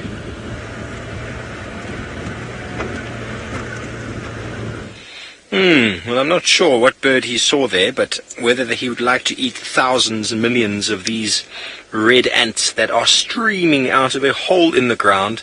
They are very, very small, and they're just non-stop flowing out of the smallest cavity in just the side of the road here. It's really unbelievable. Unbelievable, this enormous flow of ants. I mean, I often come across trails in the road, and I know that they're caused by ants, but by millions and millions of feet crossing the road in this beautiful zigzag as they follow the pheromone trail put down. Quite often what it is, it's to a food source, but they're not coming back the other way. They're all going in one direction. One direction. It is quite marvelous. A sea of red ants.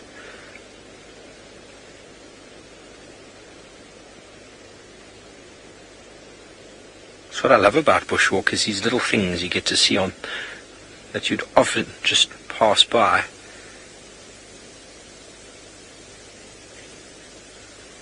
Puma, it is an ant stampede. This is probably larger than the biggest migration ever recorded. And it is so tiny, so small. How marvelous is that? Well, we got ants in our pants, so we're quite far away from camp. We're going to start getting off, and on we go. Back we go before the sun sets, because we're still quite far from camp. Alicia, they're coming out of a hole and then going into a hole. No idea. Absolutely no idea. They didn't have eggs, they didn't have food, they didn't have anything.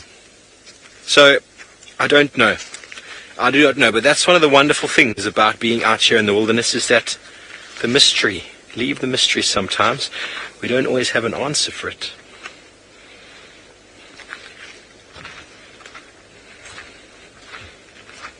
Well, we're going to continue on, and let's go over to someone who, hopefully he knows where he's going. Brent Learsmith. Well, we haven't found any sign of Tundi, but an old friend has come back to visit. So it doesn't look like she's crossed across the boundary, but the big Ellie bull we've spent quite a bit of time with today is still on the march. Hey, big boy.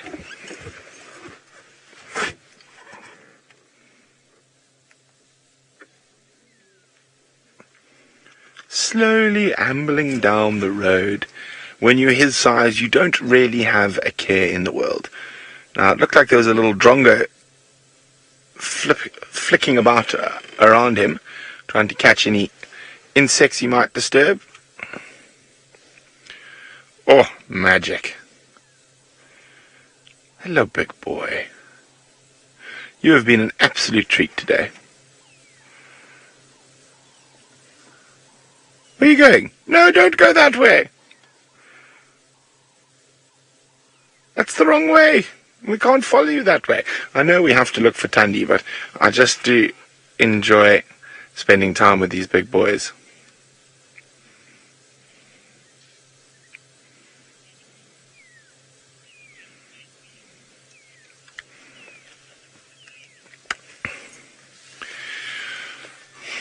Okay.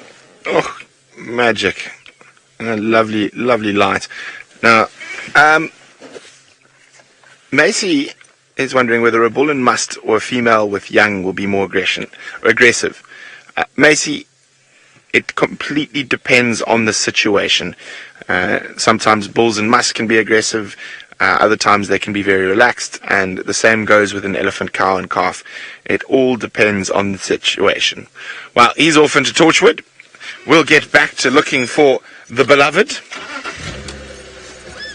This is almost exactly where we left the Nkaumas last night, before they went visiting the neighbors. So if Tundi's out hunting, there's a possibility she might be zigzagging through the block. Now, when I refer to the block, I mean the patch of bush between two roads. So I'm going to go back along Drakensberg where I was a bit earlier, and she might pop out, hopefully, because those tracks look very fresh. Wouldn't mind a bit of a late afternoon leopard in glorious light.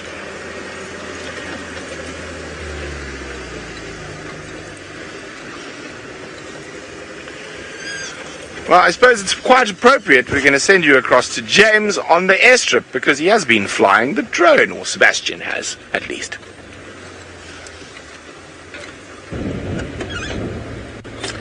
Well, we are on the airstrip, and we were hoping to find some sort of predator around here. But given the number of prey species, I think the chances of finding a predator probably fairly slim. There are two Waterbuck cows. In the distance, I can hear the call of the Coqui Franklin going tip tip tip tip tip tip tip tip tip tip tip tip tip tip tip tip. And slowly the sun is beginning its inexorable sink down to the west, and everything is turning the color of molten gold. Except those Waterbuck, which are inescapably grey. Right, let's go the other side. We've got a couple of impalas. Two females who have mercifully escaped the attentions of a bullying ram, of which there are many at the moment.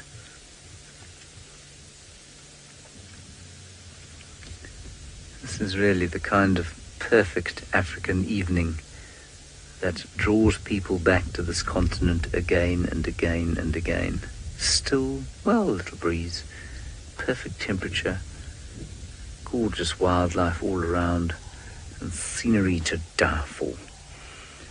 The southern yellow-billed hornbill finding scraps in some elephant dung. Probably termites at this stage. Beetle larvae. Well, that big bill, they will sometimes eat something the size of a chameleon. The one behind doesn't really like the one in front. They're like two squabbling friends. Reminds me of The Odd Couple. Remember The Odd Couple? If you don't worry about it.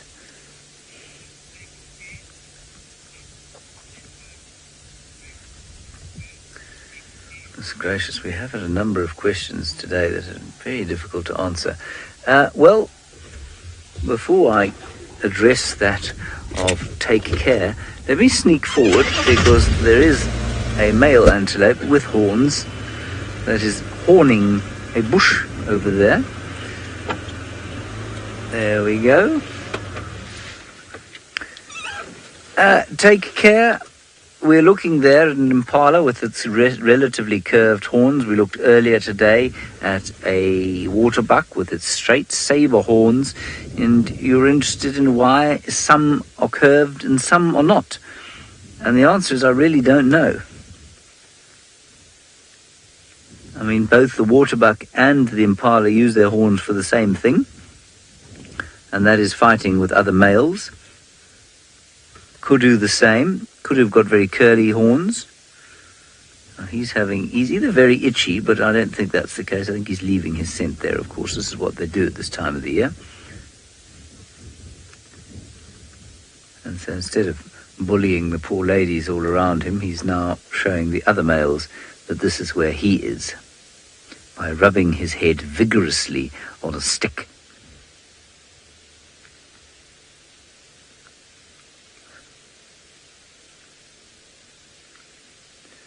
And if you heard a little groan there, that was Sebastian's stomach. He's obviously quite peckish. No doubt Amanda will produce a magnificent meal for us today. All right, let's move on, because I think we're going to get a really pretty picture of the sun and some impala on a termite mound just up ahead. We'll give David his first South African sunset. He's very excited, aren't you, David? Overwhelmed? Yes, he's giving me the thumbs up. That's important. I must just tell you that I'm quite surprised to see David today. Getting him here was no mean feat, I have to tell you. First it was the visa. Then we had to get into Addis Ababa. From Addis Ababa to Johannesburg. From Johannesburg to a hotel. From a hotel back to the airport. And then on to a transfer bus. Well, merciful heavens, here he is with us. There we go. How's that, Seb? Will that do? There you are, David. Welcome to South Africa. Very happy, very excited. And best, of course, that you doesn't really count, I suppose, that you spent your first night in Johannesburg, because Johannesburg's not really a place where anyone wants to be welcomed by. Kaya, you say that the lilac-breasted roller is the national bird of Kenya. So perhaps that lilac-breasted roller was welcoming David. David, Yes. what do you say to that? I would say yes. You would agree. Good. 200%. Fantastic. David would agree. Ah, it's just magic out here, isn't it? Again, I'm reminded of my, well, shall we say, wealthier friends, currently about to embark on a very fun trip home in the traffic.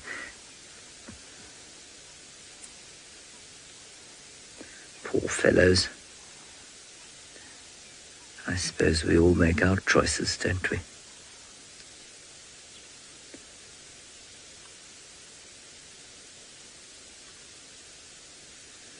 You might just be able to hear some rutting impala in the distance as they bully each other. The males bully each other, that's what I'm trying to say.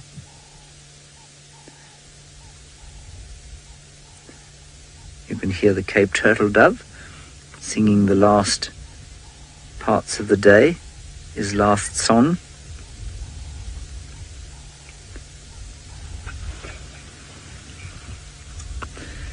And Steve, that's precisely what I was thinking and precisely why I haven't moved from here. You say this is all so peaceful. Oh, it is, isn't it? It really is the reason that, people often say, well, why do you work in the bush? What's your favorite animal? Is it the birding? What is it that draws you to live out here? And it's right, it's this. The animals for me are a bonus. The exploration is a bonus, but it's sitting here, both in the dawn and then in the dusk again at the end of each day, that gives me the thrill that makes me want to stay out here. Well, the animals are wonderful. It really is the atmosphere for me.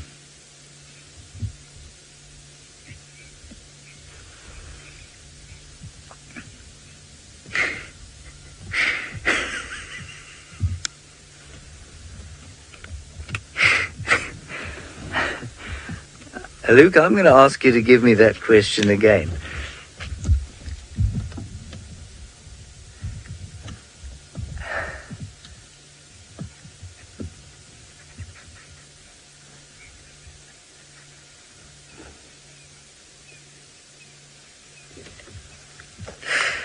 Okay. I'll repeat Mike's question in the way that it has been said to me, because of course Luke is from Natal and they have a distinct accent from Natal. And Mike, your question is, when does a ewe become a cow, and where does a buck become a bull? Well, a ewe, Mike, becomes a cow at round about the Nyala size. So you can pretty much, I've heard both used, interchangeably used, Nyala ewe or Nyala cow. It's normally Nyala cow, though. It's about 100 kilograms, so 220 pounds or so. And same with a Nyala bull. Out here, we don't use the word buck, actually. Well, some people do. They use it as a generic term for antelope. But here we'd use bull and ram. So it's an Impala ram and an Impala ewe. And we've got Nyalas here, so you could use Nyala cow and Nyala bull. You wouldn't ever say a Nyala ram. That just doesn't sound right. So it's around about 100 kilograms that it changes. But then, of course, it gets twice as confusing because it's a bull crocodile as well.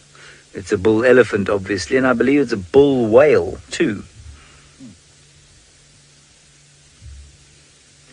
Does anybody know exactly what the definition of a buck is? I'm not sure what it is. It's a male deer, isn't it? Of certain size. When does a buck become a stag? Well, Mike, why don't you tell us, if you can, when does a buck become a stag? Because I have absolutely no idea. And one day we're going to get Luke to come on camera and say what he's just said to me. And he said, "Coal 5 fish on a hole," which in English is kill 5 fish on a hill. Alrighty, we're going to sit here and be peaceful for a little bit longer. You're going to go on and do a little bit more strenuous physical activity.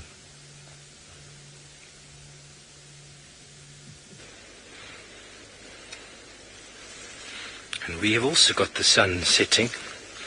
We are a few kilometers from where James, David and Seb are sitting. And as the sun sets, heralds the time of day. We need to be getting back. Not too far to go, so still a nice meander will get us home just in time. But every day we get the opportunity to watch that rise and set.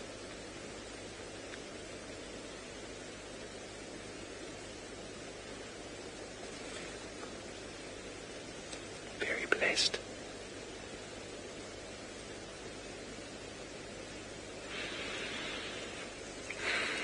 Deep breaths.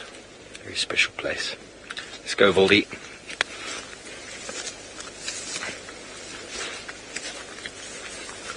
It's been a wonderful little meander in the wilderness today.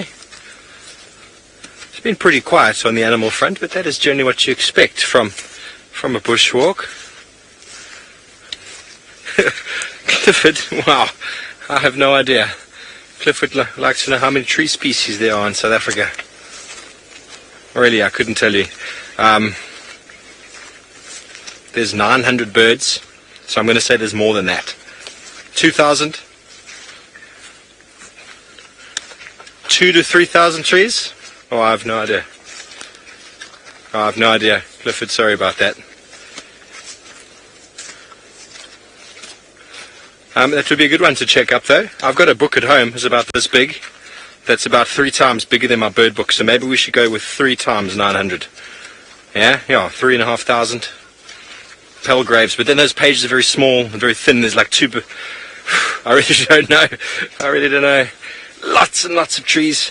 But here in the savannah, there's probably about maybe 50 to 80 that are worth noting, worth worrying about. Yes, we found one.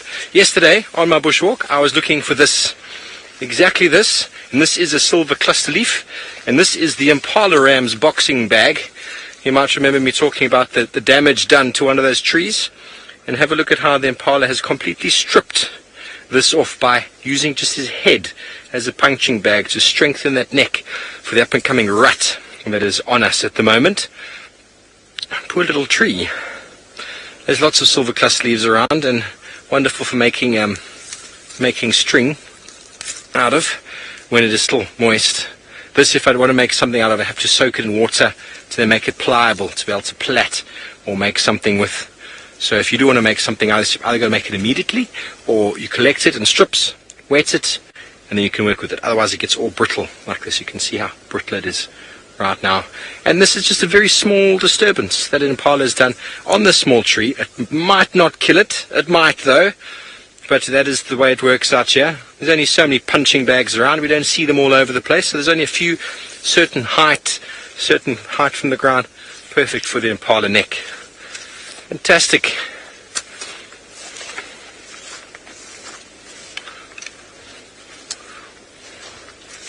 Okay, well, so from our plant that's been hammered around by an impala, I believe Brent has got a pretty one. So let's go over there.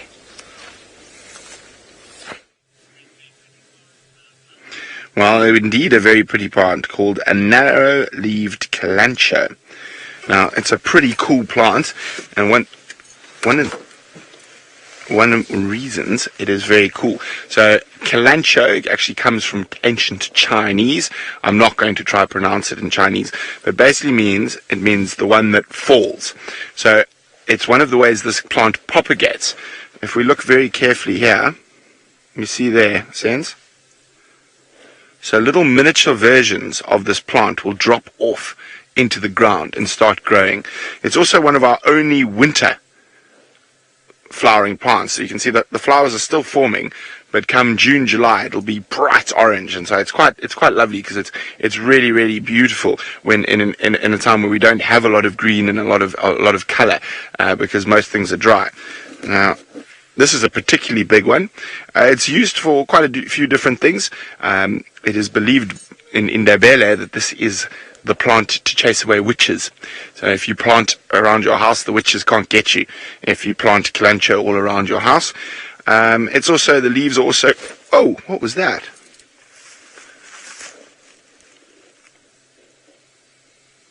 Grasshopper. Gave me... Oh, there he is. Oh, a bladderhopper. Let me see if I can grab him quickly. He gave me a bit of a fright. As I touched the bottom of the leaf, he jumped into my finger. There's also a snake skin here. Oh, let's see if I can catch the little bladderhopper. They're very... Oh, he's gone. They are generally quite cool grasshoppers, but he's disappeared. But it's amazing when you start looking a little bit closer. What you find? Very small little snakey. Very difficult to tell what type of snake. But it's a little one, whatever it was. You can see the eyes there. Now, actually, I think I can, believe it or not, tell you what type of snake this is. I just want to have a quick look at you can see the patterns. Now, you don't see that too often.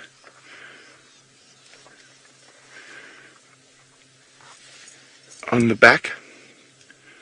Isn't that cool? It looks, from the patterns, I might be wrong, it's very difficult to say, but it looks like an egg eater. A rhombic egg eater. But as I say, it's a skin, it's quite difficult to tell exactly what it is. Awesome! Let's keep moving. We're coming up towards Buffalo's Hook waterhole at the moment.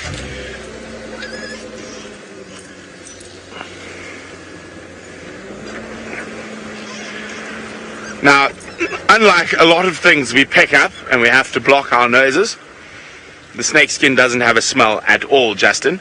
And they don't, even if a fresh snake skin barely has any smell at all. It is basically keratin, so like hair, so no real smell to it at all.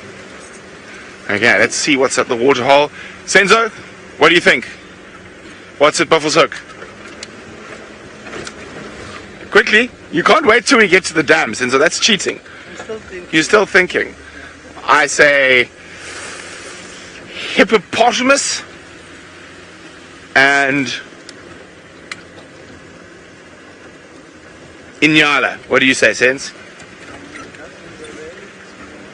Goslings. Yes, so we're going to check on the goslings. Have they made it through the day? Are there still 7 little critters? Senzo, you think there's 6? Yeah.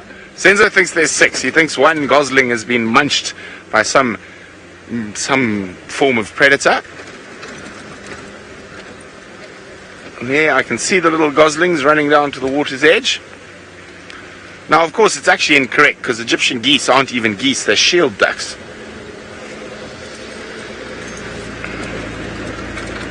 Okay, let's go count goslings.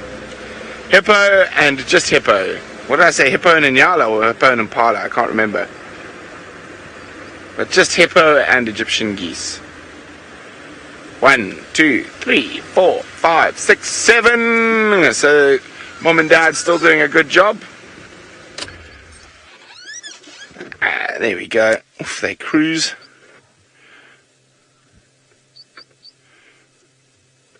They are very sweet.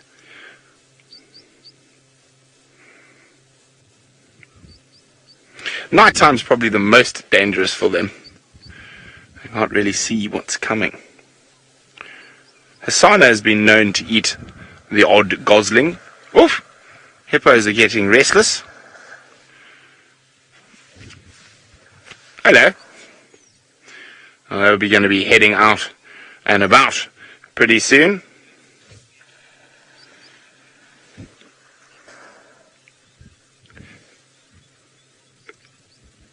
Yes, I was a bit confused there for a second. Apparently Kirsten McLennan-Smith reckons the backside of the goslings looks like a killer whale.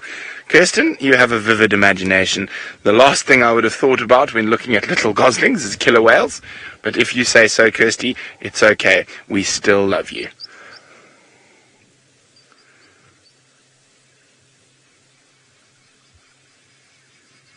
I'm just listening. I haven't heard a single alarm call today. Now, no more sign of Tundi. She went into that horrible block with all the little rivers in it. So I think I'm going to roll the dice and hopefully get a little bit of Shidulu luck in the west of Djuma. So I'm going to get up onto the Buffalo's Hook cut line and head to the west to see if we get any luck in that area. Bye, Hippopotamus.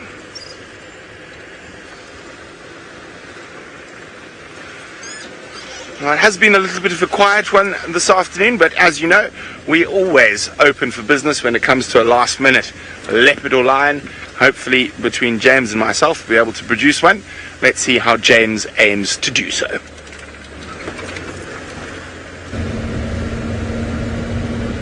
Well, it won't be so much last minute. I mean, we do have an hour left of our drive, of course. So we're going to leave Chitwa now. We've had enough here. We've had a wonderful time, seen some interesting things, flown about a bit, had a laugh, watched the sunset, and now we're going to head on to Djuma again and see what we can come up with there.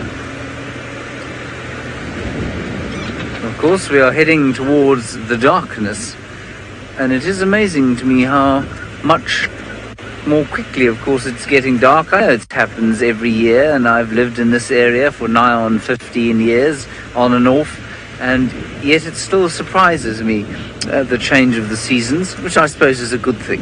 It's nice to be surprised every year. And I think in about 20 minutes we'll have to take the spotlight out, and then we will stare into the night for predators.